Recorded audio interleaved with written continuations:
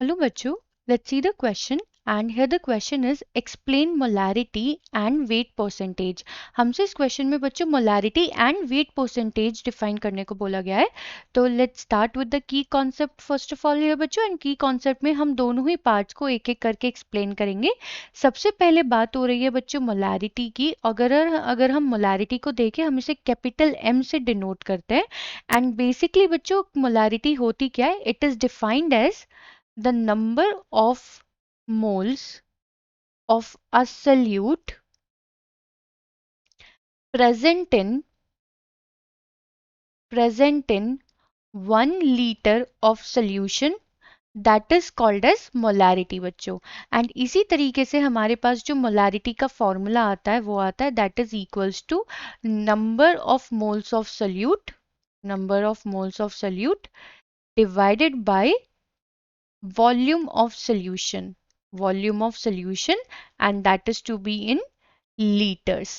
तो अगर हम इसे यहाँ पे लिखना चाहें फॉर्मूला को बच्चों तो हम कैसे लिख सकते हैं? तो that is m is equals to number of moles, small n से डिनोट करते हैं, volume of solution v and that is to be in litres. तो ये क्या है बच्चों? ये है हमारा मोलारिटी का फॉर्मूला। तो हमने मोलारिटी को तो यहाँ पे डिफाइन कर दिया है। अब हमें करना है बच्चों वेट परसेंटेज को। चलिए बच्चों करते हैं वेट परसेंटेज को भी डिफाइन। वेट परसेंटेज बेसिकली बच्चों ये दोनों ही हमारी क्या है? कॉन्सेंट्रेशन टर्म्स है। तो वेट परसेंटेज होती है हमारी W/W परसेंटेज। एंड इसे हम किस तरीके से डिफाइन करते हैं बच्चों? ये होता है हमारा the mass of a solute expressed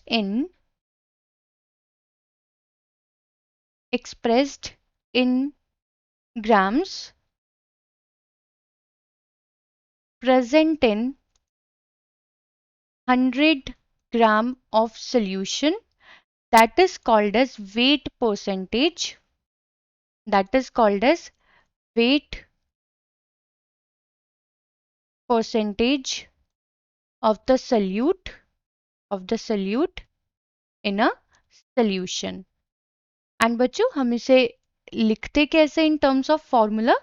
तो wait percentage of solution is wait percentage of the solute is that is equals to weight of the solute divided by weight of solution. ये बहुत इंपॉर्टेंट है बच्चों कि हम इसे ना भूलें। That is the weight of the solution not the solvent. हमें सॉल्युबिलिटी और इसके फॉर्मूला में कंफ्यूज नहीं होना है। मल्टीप्लाई 100। तो बच्चों ये फॉर्मूला है for the calculation of weight percentage.